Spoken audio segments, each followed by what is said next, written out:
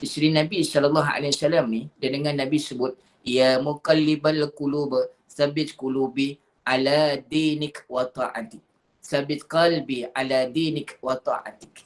Allahu Akbar. Nabi sebut, wahai yang membolak-balikkan hati, tetapkan hatiku pada agamamu dan ketaatan padamu. Sebab apa? Allah yang inginkan hamba-Nya dalam kebaikan. Dan Allah juga bila tak inginkan hamba dalam kebaikan, dia akan biarkan dalam keadaan kesesatan. Jadikan amalan. Nabi pun ulang-ulang doa ni. Ya muqallibal qulub, ya muqallibal qulub, tsabbit qulubi atau tsabbit qalbi ala dinik wa ta'atik. Silakan. Banyakkan amalan-amalan doa ini yang kita dengar daripada Rasulullah sallallahu alaihi wasallam. Baik seluruh yang dirahmati Allah. Dan Rasulullah menasihati umatnya menerusi sabdanya lagi dalam hadis riwayat Muslim. Apa dia maksud dia? Bersikap luruslah dan tetaplah dalam kebenaran dan ketahuilah bahawasanya tidak ada seorang pun daripada kamu yang selamat kerana amal perbuatannya. Para sahabat bertanya, wahai utusan Allah, apakah termasuk Tuhan juga? Jawab Rasulullah SAW, termasuk aku. Sungguh pun demikian, Allah melimpahi diriku dengan rahmat dan kurnianya. Allahu Akbar. Saya ulang balik hadis ni, apa dia? Nabi bagi ingat, sikap luruslah dan tetaplah dalam kebenaran. Dan ketahuilah bahawasanya tidak ada seorang pun daripada kamu yang selamat kerana amal perbuatannya. Tak selamat bermakna segala-galanya dicatat, segala-galanya kena tanggung dan kena jawab oleh hamba-Nya. Ditanya oleh Allah Subhanahu Wa Taala. Sahabat bertanya, termasuk engkau ke ya Rasulullah? Ya, tapi Allah lindungi aku dengan rahmat dia. Allahu Akbar. Jadi seluruh yang dirahmati Allah, kita muhasabah sama-sama. Ingat, setiap yang kita buat hari ini akan bentuk mati kita bagaimana, kuburan kita selamat syurga atau neraka, kita bangkit nanti bagaimana, dan di akhirat nanti bagaimana. Allahu Akbar. Jadi kita muhasabah sama-sama. Hari ini kita dengar tajuk ini, dua pilihan yang sukar, yang kita nak ikut, yang kita nak jadikan idola, sama ada yang kuat tu benar-benar kuat dalam ketaatan atau ahli maksiat, dibuat kebaikan untuk tutup kemaksiatan yang dilakukan. Ada. Dan kita pilih sama ada kita ikut bersama dengan dalam keadaan yang lemah di sisi manusia tapi kuat di sisi Allah, iaitu apa dia? Ketaatan, keimanan, ketakwaan pada Allah Subhanahu Wa Taala. Jadi seluruh yang dirahmati Allah, dan bahawasanya amalan yang dicintai, dalam hadis yang lain, cuba tengok hadis yang lain yang bawah itu, tetaplah dalam kebenaran dan bersikap lurus. Tetaplah dalam kebenaran dan bersikap lurus. Ketahuilah bahawasanya amalan seseorang tidak dapat memasukkannya ke dalam syurga, dan bahawasanya amalan yang paling dicintai oleh Allah adalah amalan yang dikerjakan secara istiqamah meskipun sedikit. Kadang senyum ni benda yang kecil tapi berterusan. Gambaran orang yang reda, orang yang tabah dalam setiap ujian. Kun basuman wala takun abusan. Senyumlah dalam satu patah Arab, jangan masam muka. Kadang orang senyum ni kadang subhanallah sedekah yang paling mudah. Kadang kita nampak benda tu kecil je tapi besar di sisi Allah. Berterusan kita buat, berterusan kita buat. Kita share benda-benda yang baik, benda-benda yang sahih daripada Rasulullah, yang sahih daripada Al-Quran kita share hari-hari. Biarlah orang kata kita ni macam bajet bagus, bajet pandai, terpulang. Tapi yang penting kita buat sesuatu untuk buat kerana Allah, ikhlas kerana Allah Subhanahu Wa Taala, istiqamah. Cuba fikirkan, apa benda yang sedikit, amalan yang sedikit tapi berterusan, kita buat. Jangan kita kadang-kadang, jarang-jarang. Orang komen dah kita sentap, kita tinggal, kita malah buat dan sebagainya. Allahu Akbar. Baik, seluruh yang dirahmati Allah, kesimpulan daripada tajuk ni apa dia? Kita amati realiti kehidupan umat Islam di era moden kini. Sukarkah ditemui di antara saudara-saudara seiman dan seagama yang direndah-rendahkan? Yang direndah-rendahkan. Itu sebab hari ini saya nak sebut juga ingatan daripada Nabi SAW, bencana dalam agama. Musibah dalam agama. Bukan agama tu musibah, kita ni yang merosakkan agama. Allahu Akbar. Apa dia? Nabi ingatkan dalam firman Allah, jangan kita menipu dalam beribadah. Menipu dalam beribadah maksudnya kita buat ketaatan pada Allah dalam keadaan kita pura-pura, hipokrit. Bukan benar-benar ikhlas kerana Allah. Kita tayang kebaikan kita untuk tutup dosa yang kita lakukan. Kita burukkan orang lain untuk tutup kita punya dosa. Menjelek-jelekkan orang lain. Ni, kena hati-hati. Ramai kan yang menjatuhkan image saudara se-Islam kita, personality dia kita ejek. Ingat sangkaan-sangkaan ini akan membawa sesuatu yang tidak elok. Jangan kita wujudkan sangkaan-sangkaan. Allahu Akbar, dilecehkan, bahkan dilabel sebagai radikal dan berbeza mazhab hanya kerana mereka ingin menerapkan syariat Islam. Allahu Akbar, ada kan? Ada. Susahkah mendapatkan sebahagian kaum muslimin yang dipaksa menanggalkan akidah? Istilahnya macam pakaian, menanggalkan akidah dan dilarang menerapkan syariat Islam. Ada tidak? Ada. Cara berpakaian hari ini pun. Subhanallah, kebenaran yang Nabi SAW sebut. Berpakaian tapi nampak macam telanjang. Pakai tudung, berhijab tapi berfashion. Tak salah berfashion, tapi seolah-olah dalam keadaan masih lagi mendedahkan, tidak sempurna lagi. Allahu Akbar. Dan sukarkah ditemui sebagian umat Islam yang rapuh? Yang rapuh apa dia? Lemah di hadapan kemaksiatan yang bermaharajalela di zaman ini. Allahu Akbar. Ingatan saya yang utama. Itu sebab Ummu Salamah tadi siapa? Isteri Nabi SAW. Dia sering dengar Nabi ulang-ulang. Nabi pun dah ulang-ulang. Ya muqallibal qulub, sabit qulubi ala dinik wa ta'atik. Kata ya muqallibal qulub, sabit qalbi ala dinik wa ta'atik. Wahai yang membolak-balik hati kita ni, mudah bolak-balik. Kejap sini, kejap sini, kejap sini. Kita mohon ketetapan daripada Allah. Sabit qulubi. Tetapkan hatiku ya Allah. Ala dinik, atas agamamu dan ketaatan padamu. Sentiasa baca.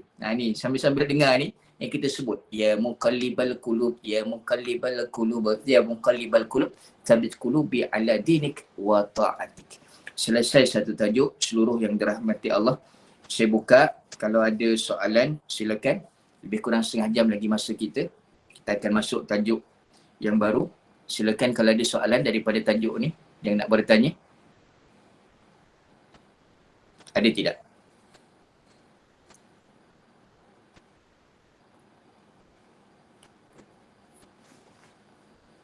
Kalau tak ada, saya teruskan. Baik, seluruh yang dirahmati Allah, kita masuk tajuk yang seluruhnya gaya hidup hedonism. Gaya hidup hedonism. Muka surat yang ke-50. Gaya hidup hedonism. Syariat Islam tidak melarang menikmati kebahagiaan duniawi selama tidak melalaikan kewajipan beribadah kepada Allah. Tidak berlebih-lebihan serta tidak menyalahi nilai-nilai Al-Quran dan sunnah Nabi SAW. Islam tak larang. Tak larang kita nak menikmati kebahagiaan duniawi. Maksudnya, kita nak merasai kekayaan. Tak ada salah. Tak ada masalah. Ada ke soalan? Boleh saya teruskan? Silakan Ustaz. Baik, seluruh yang dirahmati Allah. Maksud dia, yang dilarang adalah berlebih-lebihan. Dan menyalahi nilai Al-Quran dan sunnah Nabi SAW. Cuba tengok firman Allah dalam surah Al-Qasas. Ayat yang ke-77. Surah Al-Qasas, ayat 77. Yang bermaksud, carilah pada apa yang telah dianugerahkan oleh Allah kepadamu kebahagiaan negeri akhirat. Dan janganlah kamu melupakan bahagianmu daripada kenikmatan duniawi. Dan berbuat baiklah kepada orang lain sebagaimana Allah telah berbuat baik kepadamu. Janganlah kamu berbuat kerosakan di muka bumi. Sesungguhnya Allah tidak menyukai orang-orang yang berbuat kerosakan. Allah bagi ingat apa dia? Seluruh yang dirahmati Allah, carilah apa yang Allah anugerahkan, apa yang Allah berikan kepada kita atas dunia ni untuk kebahagiaan negeri akhirat. Sebagai penghubung, sebagai alat. Allahu Akbar. Kita hanya singgah, hanya menumpang. Dan janganlah kamu melupakan bahagianmu daripada kenikmatan duniawi. Kita nak cari akhirat tapi jangan kita tinggalkan bahagian kita daripada dunia ni. Allahu Akbar. Tentang rezeki kita, jodoh kita. Subhanallah, ajal tu kita tak tahu bila, tapi kita sentiasa standby, sentiasa ready untuk kematian anak-anak kita yang Allah anugerahkan daripada bahagian kita. Kita hargai. Sebagai apa? Sebab apa benda ni penghubung untuk kita dapat kebahagiaan di akhirat nanti. Ada satu doa, Rabbana atina fid dunya hasanah wa fil akhirati hasanah wa qina adzabannar. Dan sebelum ayat tu dia menceritakan ada orang dia hanya minta dunia sahaja. Wa ma lahu fil akhirati min khalaq. Wa min faminan nasi may yaqulu rabbana atina fid dunya. Mereka hanya mohon dunia. Wa ma lahu fil akhirati min khalaq. Tapi tidak ada akhirat padanya. Hanya dunia semata. Sebaiknya kita mohon kebahagiaan. Atina, Rabbana atina fid dunya hasanah wa fil akhirati hasanah. Dunia baik, akhirat baik, dan minta hindar daripada azab api neraka Allah Subhanahu Wa Taala. Baik seluruh yang dirahmati Allah, dan Allah bagi ingat dalam firman-Nya ini apa dia, jangan kita buat kerosakan. Sesungguhnya Allah tidak menyukai orang-orang yang berbuat kerosakan. Bila sebut kerosakan ni jadi lalai. Kita aniaya orang. Kita buat kerosakan atas muka bumi Allah. Cantas pokok sana. Kita tarah bukit ini dan segala-galanya. Jangan buat kerosakan. Allah tak suka di sebalik kerosakan yang kita lakukan. Baik, syariat Islam menganjurkan umatnya untuk mendidik, menahan hawa nafsu. Sebagaimana firman Allah dalam surah Al-Jasiyah ayat yang ke-18 yang bermaksud kami jadikan kamu berada di atas suatu syariat peraturan daripada urusan agama Islam ini. Maka ikutilah syariat itu dan janganlah kamu ikut hawa nafsu orang-orang yang tidak mengetahui. Allahu Akbar. Maka ikutilah syariat itu dan janganlah kamu ikuti hawa nafsu orang-orang yang tidak mengetahui. Kadang ada orang tu dia tak faham. Jahil. Orang yang buat salah, orang yang buat dosa, sama ada dia tak tahu, jahil, atau sama ada dia tahu tapi buat-buat tak tahu. Allahu Akbar. Ni kita cuba faham. Dan kita amati fenomena kehidupan manusia zaman canggih ini, nescaya banyak ditemui perilaku hedonism. Banyak. Iaitu gaya hidup yang lebih menekankan kepada unsur kesenangan atau kenikmatan belaka. Kesenangan dan kenikmatan belaka. Keduniaan semata-mata. Bermewah-mewah, berbangga-bangga. Allahu Akbar. Kan kita dah baca tajuk sebelum ini, Nabi bagi ingat dengan kita ikuti perilaku buruk umat-umat terdahulu yang membinasakan. Antaranya apa dia? Berlumba-lumba dan berbangga-bangga untuk mengejar kekayaan. Lumba-lumba untuk mengejar kekayaan dan bangga-bangga dengan kekayaan tersebut. Bangga, tayang dan sebagainya. Ni namanya hedonism. Allahu Akbar. Zaman ini ramai manusia yang dijangkiti virus hedonism. Seperti suka akan dunia yang gemerlapan, kehidupan yang glamour, seks bebas, kahwin cerai. Kahwin cerai itu pun dah jadi macam trend dah. Pesta arak, minuman keras dan dadah. Allahu Akbar. Ketika ini kenikmatan tunai duniawi menjadi panglima pionir kehidupan insan. Tiada pencapaian hidup manusia selain kemewahan, kenikmatan dan kebahagiaan bersumberkan harta duniawi. Dia anggap bila kaya ni, bila mewah ni, bila glamour ni bahagia. La. Allahu Akbar. Bahagia tu bila mana kita meletakkan Allah Subhanahu Wa Taala ketaatan benar-benar dan ikut sunnah Nabi sallallahu alaihi wasallam. Peraturan hidup kita berdasarkan peraturan hidup sunnah Nabi sallallahu alaihi wasallam yang dibawa oleh syariat Allah Subhanahu Wa Taala. Allahu Akbar. Zaman canggih ni tiada kegilaan inti pencapaian hidup yang hendak digapai manusia selain memuaskan hawa nafsu. Mereka membiarkan pergolakan hawa nafsu dalam diri mereka bermaharajalela seliar-liarnya. Mereka tersungkur dalam gaya hidup hedonism. Apa dia? Memuja kesenangan dan kenikmatan. Kadang dia tayang kereta ni besar ni. Untuk tunjuk dia bahagia. Lah. Meminjam tu. Pinjam. Allahu Akbar. Pening nak bayar tu. Bahagia ke? Hutang keliling pinggang tak bahagia. Tapi sebab dia nak tayang, dia rasa hebat. Zaman hari ni Allahu Akbar, hati-hati. Ni Nabi SAW dah bagi ingat. Baik. Rasulullah telah memberi peringatan kepada umatnya perihal gaya hidup hedonism ini sebagaimana sabdanya.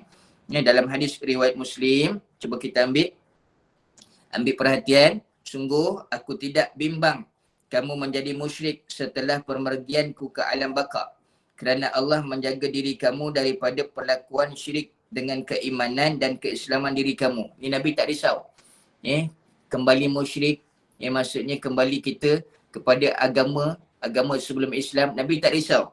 Tetapi yang aku bimbangkan atas diri kamu ialah kamu saling bersaing dalam urusan dunia. Bersaing dalam urusan dunia.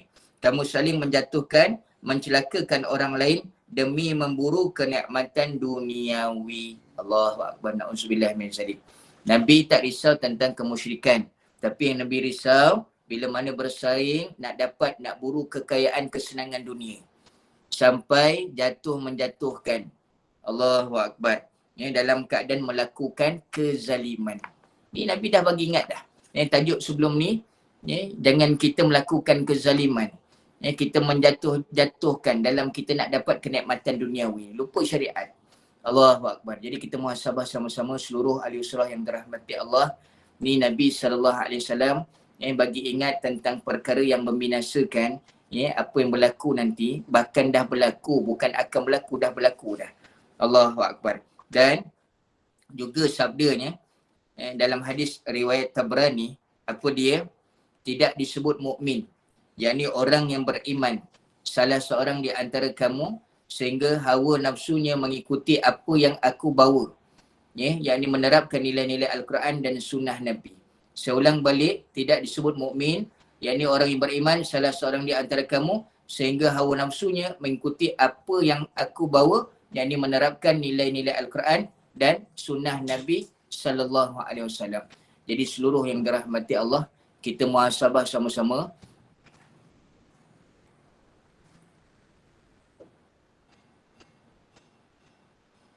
Minta maaf, ada panggilan masuk tadi. Jadi seluruh yang dirahmati Allah, saya ulang balik. Hadis Nabi SAW bagi tahu, hadis riwayat Tabrani, tidak disebut mukmin, yakni orang yang beriman, salah seorang di antara kamu, tidak disebut beriman bila mana nafsunya mengikut apa yang aku bawa.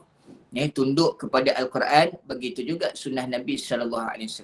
Selagi kita tidak tunduk, tidak ikut ajaran Al-Quran, tidak ikut ajaran Nabi SAW, tidak disebut kita ni beriman. Allahu Akbar, hati-hati. Itu sebab Allah bagi kita peluang hidup ini untuk kita perbaiki hidup kita makin taat, makin dekat dengan Allah. Proses kita perbetulkan diri. Yang kata Imam Al-Ghazali, ada dua sebab kenapa Allah hidupkan kita. Sebab yang pertama, untuk kita sedar dosa kita banyak. Sebab yang kedua, untuk kita bertaubat atas dosa-dosa yang kita lakukan. Jadi kita muhasabah sama-sama. Hari ini ada yang diberi umur. Nabi bagi tahu umur ummati ma baina sittin wa sab'in. Umur umat aku di antara 60-70. 60-70. Ada yang 60 sampai dah lebih lagi. 70 sampai dah lebih lagi. Beruntung bila di mana digunakan ketaatan. Tapi rugi, celaka kata Nabi bila digunakan untuk melakukan kemaksiatan. Subhanallah, sepupu saya minggu sudah meninggal mengejut. Ada batu karang tapi dia jarang buat rawatan. Doktor tiba-tiba bawa ke klinik nak cek.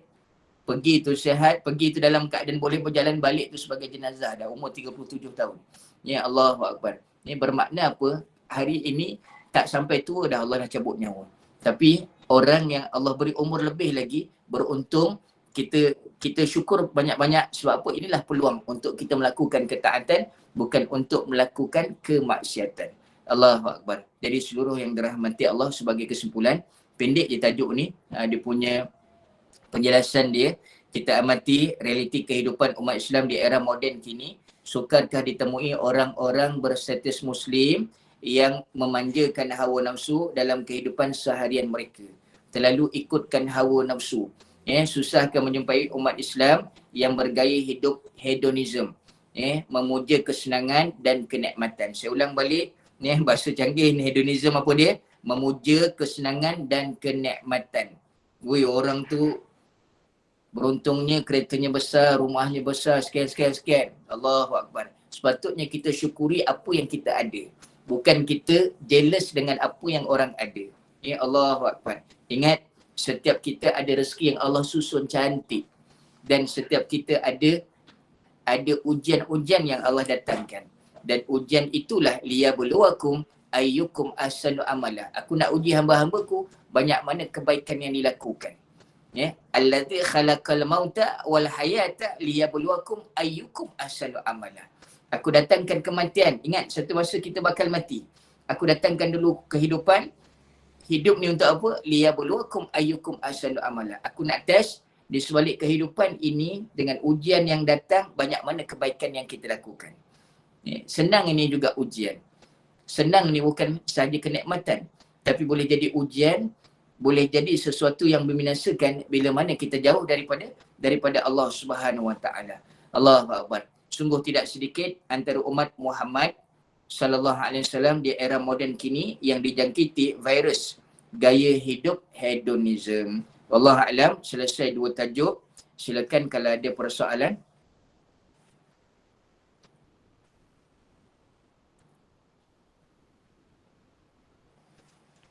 Ada tak nak bertanya? Silakan.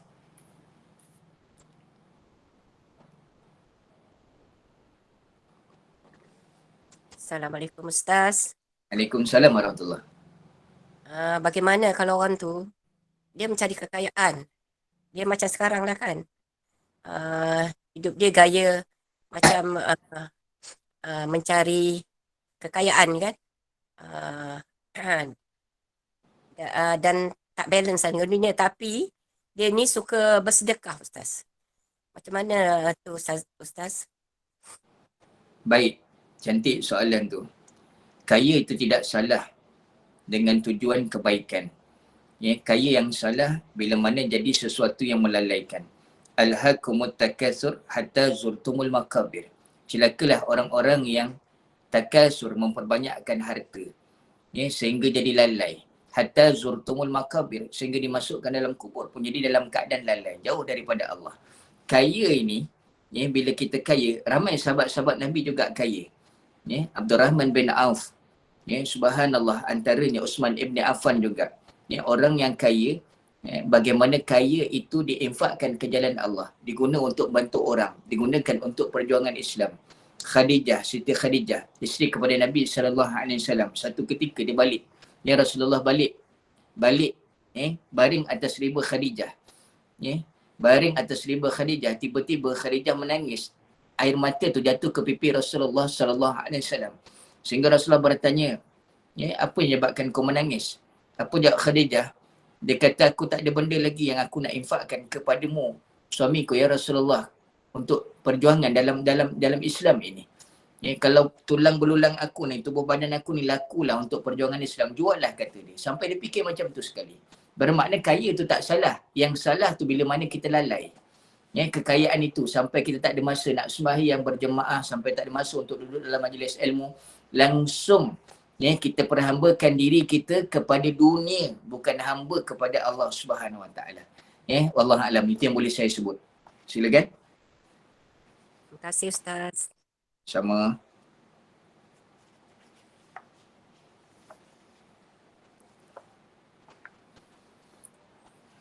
Hari ni tak berapa ramai 69. Selalu ramai juga. Raya lagi 69, 74 Ustaz. 75. 75. Alhamdulillah. Alhamdulillah. Saya nak sebut seluruh ahli Israh yang dirahmati Allah. Kita ini disebut sebagai umat akhir zaman. Akhir zaman bermaksud apa? Kita melihat satu-satu tanda-tanda dunia akan kiamat, dan kita melihat bagaimana kehancuran dunia ini dan kehancuran umat Islam itu sendiri. Itu namakan akhir zaman. Dan bila mana kita melihat itu, bukan kita mengatakan orang lain rosak. Di saat kita mengatakan orang lain rosak, takut-takut kita dulu yang rosak. Fa in tanaza'tum fi syai' farudduhu ila Allah wa Rasul. Allah bagi ingat dalam satu ayat, bila nampak huru-hara yang satu masa nanti berlaku, bahkan dah berlaku hari ini, farudduhu ila Allah wa Rasul. Tetaplah dalam ajaran Al-Quran, tetaplah dalam ingatan Rasulullah sallallahu alaihi wasallam. Jadi teruskan, gema Yasin, usrah-usrah yang dilakukan, teruskan. Berapa ramai pun yang masuk, dalam keadaan suasana apa pun jangan tinggal. Saya mohon maaf, minggu sebelum ni kalau agak kurang sihat. Jujur saya kata memang agak kurang sihat. Sampai masuk air baru-baru ni, ada jangkitan kuman dalam darah. Mohon doa berterusan. Apa pun, kita semua, Allah singgahkan sakit untuk test kita sebenarnya. Allah singgahkan apa benda semua Allah untuk test. Kita mati, kita tinggal lah. Tak ada sakit dah. Yang ada sakit hati yang kita tak perbetulkan. Hati ni kita perbaiki. Allah alam, silakan. Kalau tak ada, saya rasa sekadar ini dapat saya sampaikan. Sebab apa, ada urusan yang lain yang perlu saya laksanakan. Kita jumpa lagi minggu depan kalau tak ada apa-apa. Jadi sekadar ini, sekadar ini minta maaf banyak-banyak. Terima kasih semua yang mendengar. Mohon doa, maafkan saya, doakan saya. Wallahu a'lam. Assalamualaikum Kami Ustaz. warahmatullahi wabarakatuh. Okay. Amin, amin, amin. Assalamualaikum. Alhamdulillah. Syukran jazakallah khairan, katsiran, barakallahu fiik Al-Fadil Ustaz atas kuliah duha yang telah disampaikan tadi. Semoga akan dapat memberi manfaat kepada kita yang seperti yang Ustaz katakan tadi. Sekarang kita berada di penghujung akhir dunia. Maka oleh itu, perbanyakkanlah kita bersedekah untuk melipat gandakan rezeki, bukan saja sedekah membuka pintu rezeki seseorang, tapi bahkan bersedekah juga melipat gandakan rezeki yang ada pada kita. Janji Allah SWT dalam Al-Quran bahawa Allah SWT akan melipat gandakan sedekah kita menjadi 700 kali lipat. InsyaAllah. Amin. Syukran jazilan kepada tim pengurusan Gemah Yasin Nur Iman dalam menganjurkan majlis ilmu yang sangat bermanfaat ini. Syukran jazilan kepada para hadirin muslimin muslimat yang dirahmati Allah yang sentiasa istiqamah dan mendapatkan ilmu serta selain untuk mendapatkan ganjaran pahala dan keridaan Allah Azza wa Jal. Mohon Ustaz untuk saya membuat hebahan program Gemah Yasin Nur Iman pada hari ini, untuk hari ini ya Ustaz. Teruskan mengemarkan program Gemah Yasin Nur Iman pada petang ini, pada pukul 2 petang ini, tahsin Al-Quran bersama Ustazah Helen. Pukul 5 petang bersama, iaitu kuliah asar bersama dengan Ustaz Muhammad Aizuddin bin Kamar Zaman dengan tadabbur surah Yusuf. Pada pukul 8 malam kuliah maghrib bersama meja Ustaz Muhammad Naim bin Haji Ahmad, iaitu dengan kitab Kesempurnaan Muhammad Rasulullah SAW, iaitu Syama'il Muhammadiyah. Dan pada pukul 9 malam talaqi Gemah Yasin Nur Iman bersama Ustazah Humairah Muhammad Saleh. Okey, itu saja, tak ada yang lain. Okey Ustaz.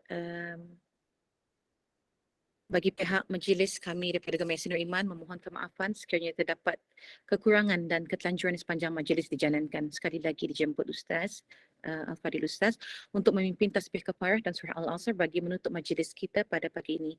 Saya akhiri dengan kalam mulia. Wabillahi taufiq wal hidayah. Assalamualaikum warahmatullahi wabarakatuh. Tafadhal Ustaz. Ustaz dah Ustaz dah keluar. keluar. Ustaz dah keluar. Okey.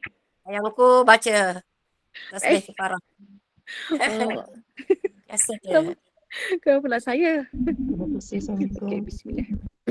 Bismillahirrahmanirrahim. Subhanakallahumma wa bihamdik asyhadu an la ilaha illa anta astaghfiruka wa atubu ilaik. Bismillahirrahmanirrahim. إلى الذين آمنوا وعملوا الصالحات وتواصوا بالحق وتواصوا بالصبر. Assalamualaikum warahmatullahi wabarakatuh. Assalamualaikum. Assalamualaikum warahmatullahi wabarakatuh. Terima kasih. Assalamualaikum. Terima kasih. Assalamualaikum. Terima kasih Dayangku. Assalamualaikum. Terima kasih Terima Mas. kasih Dayangku, terima kasih semua. Assalamualaikum. Terima kasih Selamat semua Hari yang Raya hadir. Fitri, Ma'zai Batin. Jangan Terima lupa kasih malam semua. petang karang. Assalamualaikum. Petang karang Ustaz Aizuddin pada pukul 5 suku petang. Pada jam Dayangku, nanti Kak Ros ada pindahan ya. Okey. Pindahan Okey Ustaz. pada malam. Okey Kak Ros. Okey. Malam tu pukul 8 adalah Ustaz Umar Abdullah Tajwid. Oh, Tahsin, okey. tahsin. Okey. Tahsin dan Ustaz Ustaz Naim pada pukul 9 suku. Ustaz dia nak pukul 9. Jadi Oh, Ustaz itu dululah Ustaz Ustaz Abdullah Umar. Umar. Okey. Lepas tu Ustaz Ustaz Humairah tu, Ustazah Humairah, dia samalah pukul 9. Okey. Dia sama tapi dia link lain ya. Link Ya. dia lain. Jadi kita akan edarkan dah link tu ya. Okey. InsyaAllah. Lagipun dia tertutup sikit. Betul tak Mas? Mas?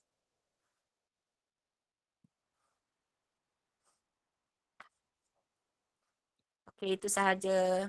Okey.